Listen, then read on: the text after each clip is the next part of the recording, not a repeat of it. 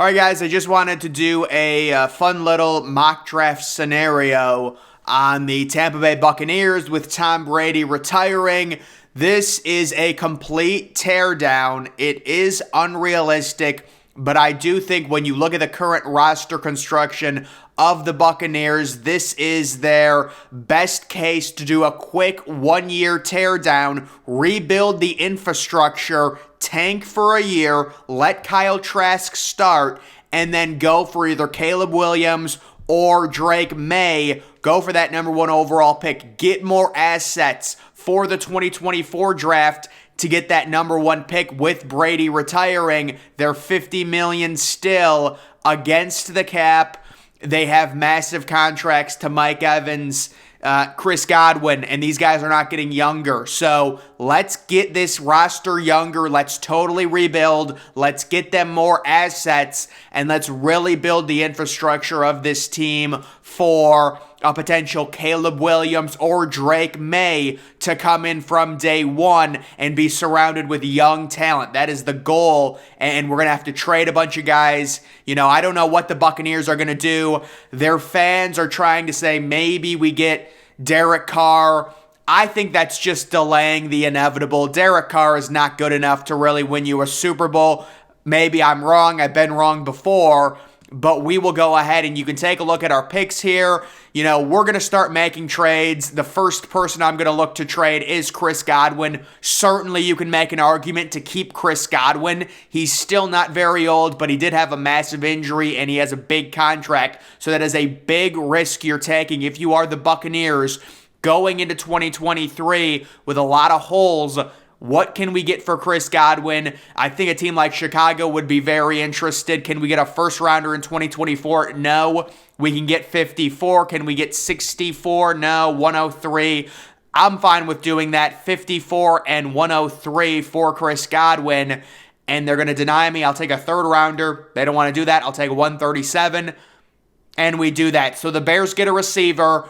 We end up getting a late second round pick and a fourth round pick. So we're just trying to build assets right now. And then I also am going to trade Mike Evans along with Russell Gage. There's just no need to keep them. Another team looking for a receiver. I would say a team like, I mean, you could say Philadelphia, but maybe they have a bigger receiver, A.J. Brown. Green Bay, you know, this is probably unrealistic, but what can we get for Mike Evans? 78 and 160. Oh, we can get a decent amount. So 78, can we get a second rounder? Can we get a third rounder? 78 and a 2024 third rounder. Green Bay is always just not a fun team to trade with. How about if we throw in a little sweetener? Dude, Green Bay is just, all right, we'll do this. See, it's just hilarious. These teams, they manipulate you. All right, so we're getting 78 and a third rounder. We're trying to build that 2024 draft portfolio, you know, to have as many assets in the situation. Maybe we have the third overall pick and Caleb Williams and Drake May are the top two picks. We want to have assets to trade up. The reason Mike Evans isn't worth that much is due to how old he is, I'm guessing. But I thought I was going to... Really, you never want to trade with the Packers on here. They're a miserable team to trade with. And then we're going to trade Russell Gage. We will trade him. Maybe a team like Jacksonville for 88. They're not interested. What about 127? What about a fourth rounder? What about a fifth rounder? All right, we'll go ahead and do that for Russell Gage. We will offload him. I think I've traded enough receivers. I do definitely want to trade Leonard Fournette. Also Cameron Brate. You know, there's no need to keep Cameron Brate. Maybe trade, well, the Chiefs wouldn't want him. Maybe trade him to Cincinnati, who needs a tight end for 92, 131, 165. They're not interested. I'll just trade him straight for, I think that's a fourth round pick or like a fifth round pick, 131. Next, we're going to go ahead and trade Leonard Fournette, definitely. Probably to, let's see, who do we want to trade Leonard Fournette to? Where's Buffalo? Oh, there they are. They're right next to him. Leonard Fournette for 59. I would do that for sure. And they're not interested in doing that. So we'll do 137. Can we get back a fourth rounder on the back end? Dude, I just can't do it with some of these teams. We'll go ahead and do that. So we do get 59. That's decent. We give up 137, and then we give up Leonard Fournette. No reason in keeping Leonard Fournette if you're going to tank for the next year. Donovan Smith is another player I think, you could get something for. Maybe a team like Dallas would be interested. 58, it's not going to happen. 90, could we maybe get 90 for him? Nope. Yeah, I guess just 120. I'd rather try and get a third-round pick for him, honestly. Maybe the Giants would be interested.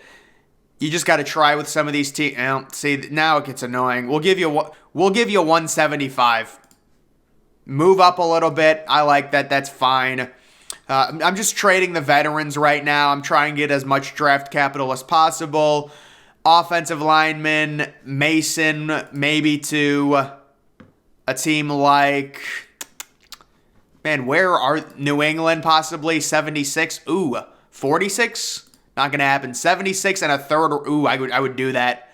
Shaq Mace, they're not interested. We'll take a fourth rounder then. So we trade Shaq Mason. We're just kind of gutting the roster right now, trying to get as many draft picks as possible. Really no, maybe Carlton Davis. Winfield Jr. is someone I should get. Yeah, okay, that's good. I wonder maybe a late first-round pick for him. Maybe like pick 28 or 29. Well, you know what? What if we threw you 120? We could trade for a first-round pick here. Yeah, these teams are going to be annoying about it, though. What about the Chiefs? Would the Chiefs do it? I'm telling you, you have to throw in...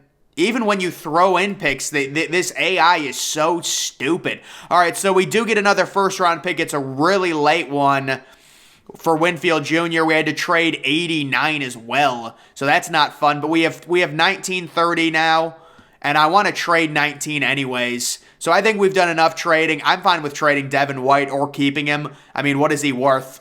Is he worth like a late first? No, he's not even worth a second. So there's no point in trading him. Vita Vea. I don't think Vita Vea is worth much either, which is surprising.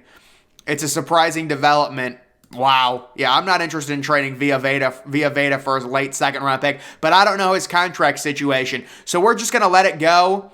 And at pick number 19, there's really no one logical I can, I would take Michael Mayer or probably JSN here, but I am looking to trade down pretty aggressively to the point where I can acquire significant capital. So, like, if I give you 1934, I would want 66. I would also want a second round. Well, they wouldn't do that. I would want a third rounder then, a third and a fourth. I'm trying to get more assets for 2024 as well. So we go way back, and I'm fine with picking, this is a spot where I'm fine with trading down as well. Really, no one intrigues me. Vegas, that's perfect. 38. Can I get 70? Can I get a third rounder? I want 70. I do want 70. I'll give you 127. They don't want to do that. 121. They don't want to do that. 121, 131. I really don't want to give up that much. I'll give up these really late picks, but there's zero chance. Yeah, these teams are just annoying. We're only moving back 8 spots, but I don't want to get swindled here. Can I get 143 and a third? All right, we get another future third-round pick to move back. Now it looks like we're probably going to want to start picking players at this point. So our draft capital, 34, 38, 50, 54, 59, 66, 76, 78. Really, we're going to get a lot of solid players. And we've also, we don't have another first-round pick, but we do have, 4 third-rounders and 3 fourth-rounders. So at least there's some capital. I would like to acquire another second-rounder. I mean, would Hughes... I don't know if I want to trade... Well... I want to get Dalton Kincaid. That's who I would be picking right now. I need a second rounder. Oh, they would do that. Okay, well, they'd also do 104. Can I get a second rounder from Houston? That's a good pick. And we can still draft him too. So I'm going to get my future tight end and really start building the infrastructure of this team. Go ahead and take him, who I think he possibly could be the number 1 tight end. I would like to get a receiver now. Although I don't think one is available. Really, it just becomes best player available in a situation like this. We'll go Forbes. I think Forbes is probably better than Ringo. But Ringo is going to, test crazy. I'm fine with taking Gibbs here. I am a fan of picking running backs in the second or third round if they're good enough, and Gibbs is good enough. The center from Minnesota should be pretty good, but I could probably take another center from Ohio State later, and, that's probably better value. Just looking at this, yeah, I'm fine with taking Gibbs. I'm fine with taking a running back in the second round after trading everyone. Parker Washington is a good possession receiver. Don't know if I really want him right now. Wonder what the trades look like. 61 from 59. I'll go to 71 if you'll throw in a second rounder. They're not going to do that. What about 88? You throw in your second rounder. Come on. Well, then I'm going to draft someone. All right, we'll take Parker Washington. We need a good possession receiver for our future quarterback. I'm going best player available. The center from Minnesota will go with 65, 66. We will go with an interior defensive lineman. I'm just trying to rebuild this team fully. This interior defensive lineman from Wisconsin is playing really well at the Senior Bowl. Another pick here. Cedric Tillman is a fine player. Receiver who really had some health issues, but he should be all right. Another big interior defensive tackle. The big defensive tackles are so important in this day and age. Unfortunately, Brandon Joseph got picked. That's annoying. I like Brandon Joseph a lot. But, you've got someone like Hendon Hooker here. I would not want to muddle the waters and take Hendon Hooker if I'm going to do this strategy to where I'm tanking the season for the quarterback class, and I'm trying to do a 1-year tank. And that's what this would be, a 1-year tank. We'll take an offensive tackle to try and build depth along the offensive line. I need to try and get a receiver here for sure. I need to pick up another receiver. Marvin Mims has got to be the guy. He's a deep threat. This is a team that would definitely need more receiving help for sure. I do like Chase Brown, but I did take a running back. You do need multiple running backs, but overall, I just think it's best player available. I'll take the Michigan center. One of these guys can slide to guard for sure. And then we will go ahead and take another guard just to build more depth on the interior. This is totally unrealistic, but I do like doing... Ooh, Xavier Hutchinson is available, a big body receiver. I like that a lot.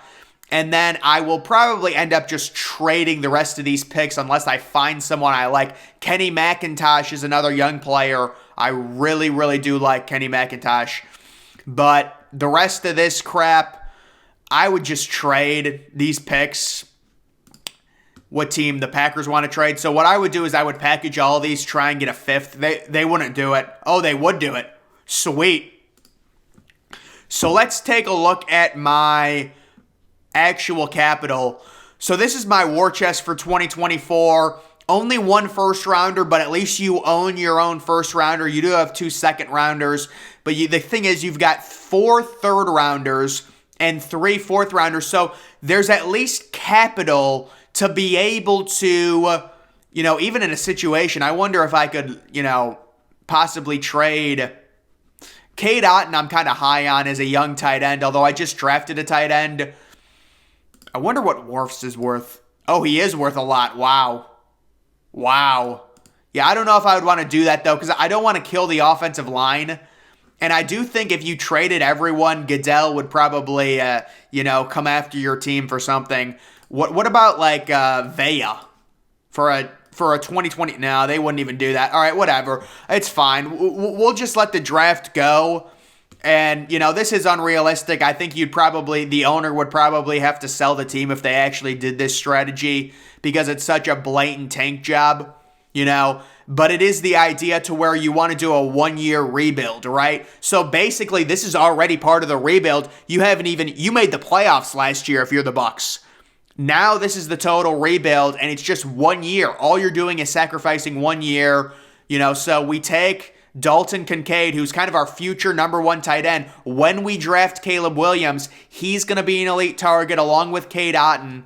And then we take, possibly a number 1 cornerback. You could have taken Ringo there. Gibbs, I'm really big on getting a good running back, especially with a young QB. You take a look at a situation like the Buffalo Bills and how bad their front office has addressed the running back spot because they're a trendy front office who's bought into the propaganda that running backs don't matter, when really, yes, you don't want to draft a running back early in the first round, but they're still very meaningful. Running backs do matter. Second, third round, you need to get a stud running back. So Gibbs, I'm fine with taking when I get my young quarterback. Parker Washington, possession slot receiver, really good with his hands, really good at getting open. The center from Minnesota, you're building that interior line. You get 2 interior defensive tackles. You've still got Vita Vea at this point. I just couldn't trade Vita Vea because they weren't accepting a second-round pick for him. Cedric Tillman, kind of a bigger outside receiver if he's healthy. Another interior defensive tackle. You get offensive line. You draft a tackle, for help there. Marvin Mims is a speedster. The center from Michigan graded out really well. Another guard, Xavier Hutchinson. And that's kind of that whole thing. So, next year, this team, you're looking at 1, maybe 2 wins with Kyle Trask at quarterback. But it is the idea of just doing a quick 1-year rebuild. We're not interested in wasting seasons, winning 7 games with Derek Carr and going nowhere. We will pull the Band-Aid off. We will lose all the games to make sure we get Drake May or Caleb Williams. And we've already surrounded Drake May or Caleb Williams with an elite tight end, with young possession receivers. You would have to address the offensive line, but I've also created roster flexibility now by trading away massive contracts. The Mike Evans contract, the Chris Godwin contract, both of them are gone. Leonard Fournette is gone. Also, I would maybe look to move other contracts, but I didn't want to make it too unrealistic. So this is just the Tampa Bay Buccaneers scenario if they do end up going full rebuild after the Tom Brady retirement. Guys, that's going to do it for this video.